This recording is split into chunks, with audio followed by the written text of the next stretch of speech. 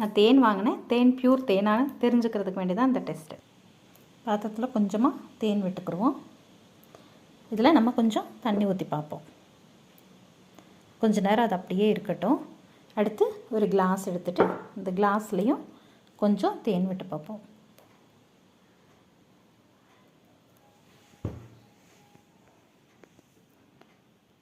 பார்த்துக்கோங்க.